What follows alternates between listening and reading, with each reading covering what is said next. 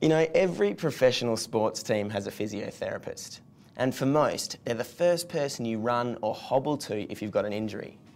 That's because they assess and treat injuries as well as trying to prevent them from happening again. And they don't just treat sports muscular injuries, they treat all sorts of pain and medical reasons.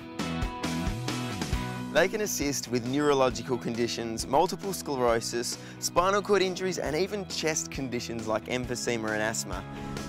You must be Renee. I am. Hi Jesse, how are you going?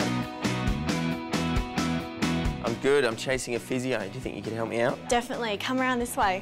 Cool.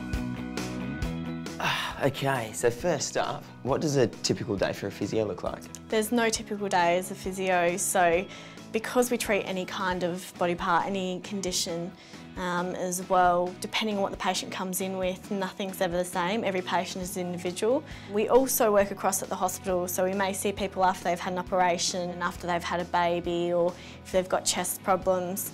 Cool. So why did you want to become a physio?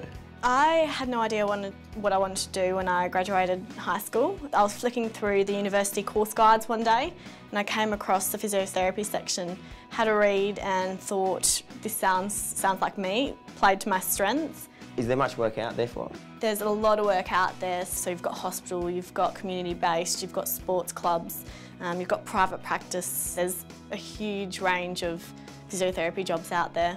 And so what's the hardest part of the job? Hardest part of the job would be knowing that some patients can't be fixed, they can't be cured. What they have is either progressive, so it's going to get worse. I do get some comfort in knowing with those people I can in some way make their life or their quality of life at least a little bit easier. Would that be the most rewarding part of the job, actually fixing someone? It is, yeah. Knowing that you've helped someone overcome whatever condition they had, that's definitely the best part, is when patients thank you sincerely.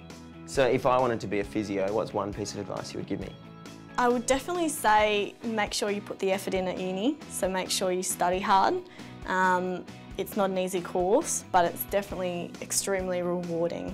What characteristics does someone need to be a physio? Definitely need to have good interpersonal skills, good time management skills. You need to be able to motivate people. I think the biggest ones though, you need to have good problem solving and analytical skills as well. Cool, and so from school to today, how do you get to where you are?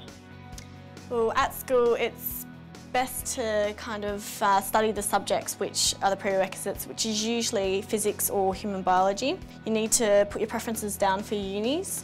Once you get accepted, you can enrol and yeah, then the study starts. And so if you could end up where you are today but do one thing differently, what would that be? It would definitely be studying harder when I was at uni, yeah. So it would make it so much easier, less pressure on myself as well.